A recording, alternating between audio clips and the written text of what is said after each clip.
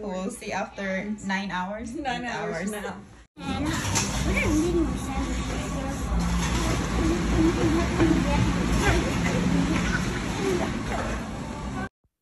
So ayan guys, second day namin dito sa South Korea at nakakasurvive ang mga Amerikano dahil sa Starbucks. Malapit lang siya guys sa hotel namin. Actually, dalawa yung Starbucks na malapit. So dito sila nag-aalmusal. Siguro kung walang Starbucks ay sa McDonald's ang bagsak nila.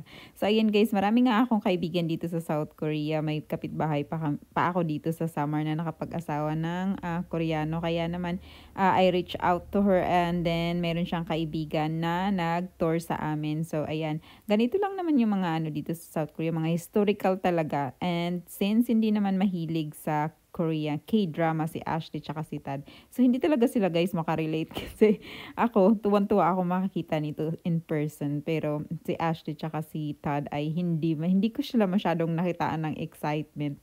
Parang nabuboring sila. Alam ko ang gusto nila. Sa mall, ang gusto nila pumunta sa mall at mag-shopping naman. Ako naman, ito yung gusto kong makita. Yung mga palace, mga ganun, yung mga nakikita ko sa K-drama. And siguro kung nandito si Ashley, si Taylor pala, ay yun, ma-appreciate din niya. So, dinala niya rin kami dito sa mall kasi yun daw yung pinakamalaking library. And then, dito sa palace nga. And we watched the parade.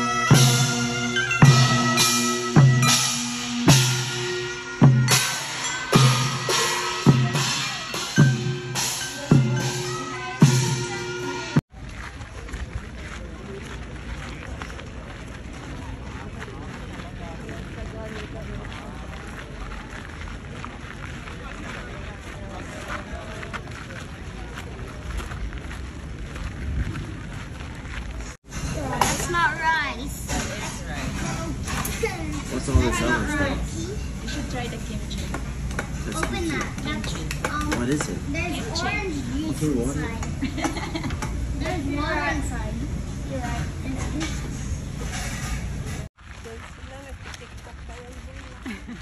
Kaya nga, tingnan.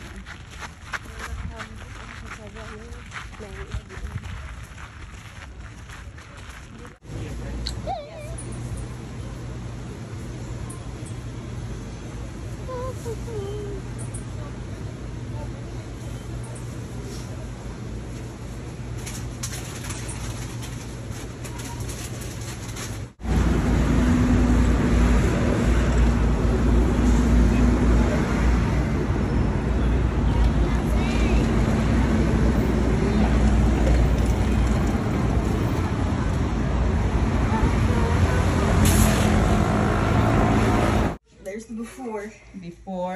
We'll see after 9 hours. 9 hours now. Ayan, sa third day guys ay naghanap kami ng McDonald's para sa Kambal and malapit lang pala siya, nasa parang 2 minutes walk lang since sobrang init.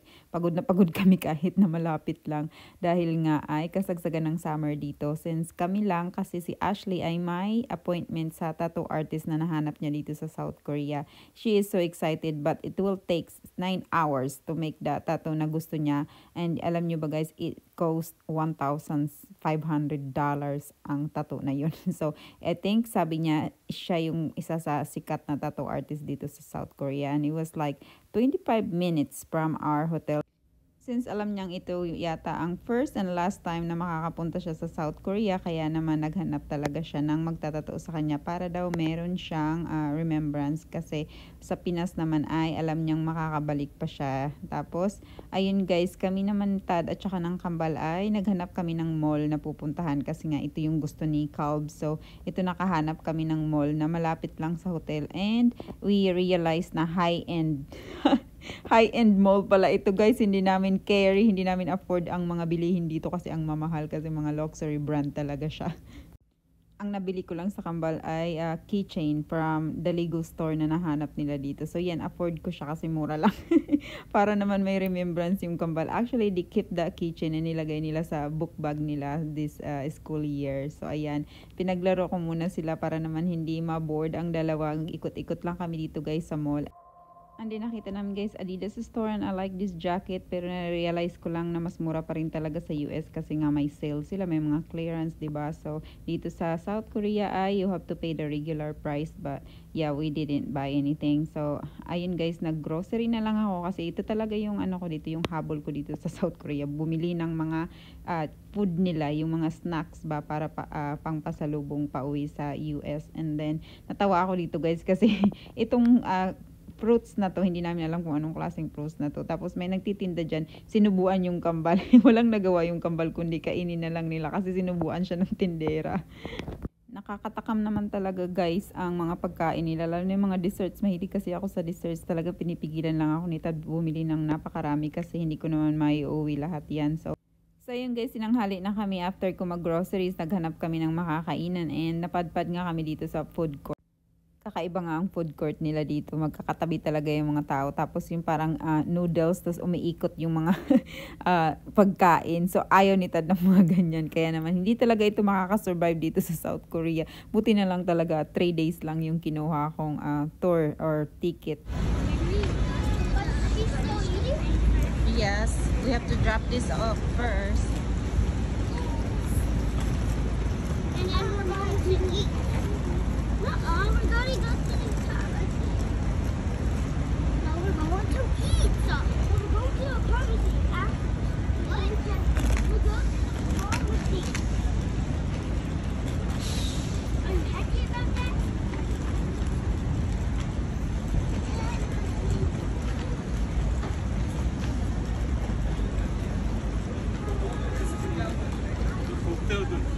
हाँ इसी का तो चौको का है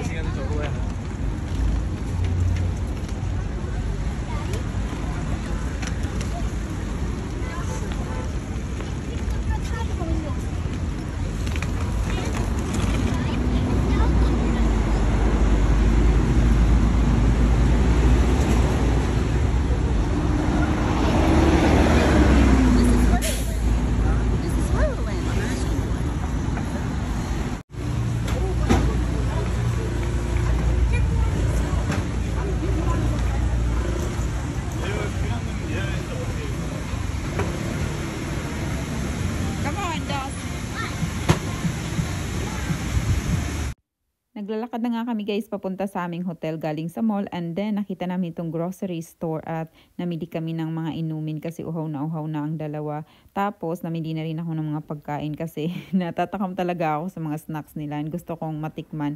Takaw tingin lang naman talaga ako.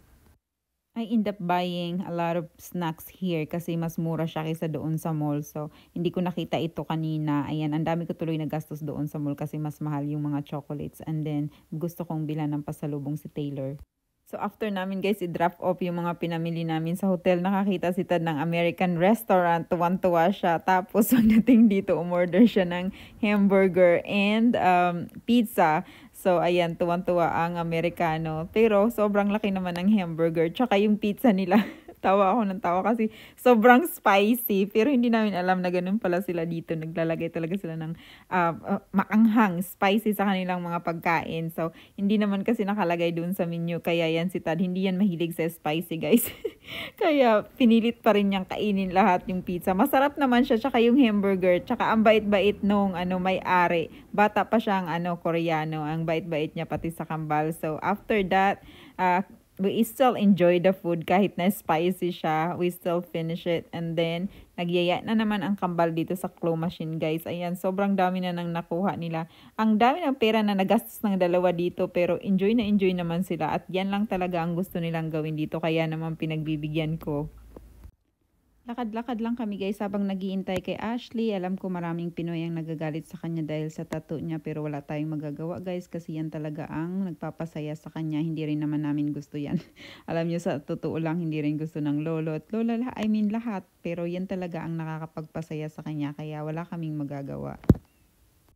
And then Todd found another restaurant nag-offer ng mga American food. So ito, gusto niyang itry yung kanilang chicken. And ako naman gusto kong itry yung kanilang squid. Isa nga pala, guys, dito sa sa Korea, yung kanilang lemonade ay gawa sa sparkling water.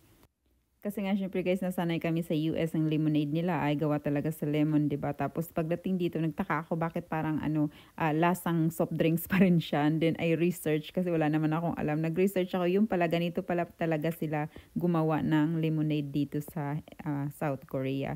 So ayan, hindi ko naman nakain lahat. Hindi namin nakain lahat kasi ang laki pala ng serving nila. Kaya ayun, ang daming natirang chicken. Mga napanalo na ng kambal sa playroom, may hukon ang tawag doon, basta tuwan-tuwa sila maglaro doon. Ang daming perang nagamit dahil dito, but they had fun. So, and we wanted to try some of their chips. We actually like it. We tried one yesterday. Huh? And today we went to like grocery stores. Hi. Gonna keep very cute. I don't know what I'm buying, but I just Hold on. What is it? I've never seen this. I don't know, I just want to try some stuff. Did you guys try this already? Because it's open. No, I did not try that. Daddy had to try that. Yeah, it's kind of like a hard candy. No, it's hard. Did you try this? It's hard. Can I try? I bought one for Taylor. I'm gonna try. It's hard. Now what? Kind of different Hershey's. It's bad. I opened it. I opened it. Here, Dawson, you want to try this? Oh yeah, that's awesome. Hershey's. Let me play this game first. Open that. Bruh. You gonna eat what we're playing, right? I'm going to the bathroom to pee. I mean poo. Okay. More Hershey's. Bring your Nintendo. No. Why? You don't need it. I'll play by myself. I don't want to play. Mga pagkain. Bro. Puro pagkain. No, it's not. A few clothes. Kunti lang yung damit. Puro pagkain talaga. And then we found, the boys wanted to try this Dubai chocolate kasi nakita nila doon I sa, like to buy chocolate. I know. I like That's that. my own. Is that what it says? Gosh. Yeah. Does it hurt? It hurt looks some a little nice. bit because it was like It hitting the looks hip nice. bone. It's got like the It second looks skin. really nice. I like it. Just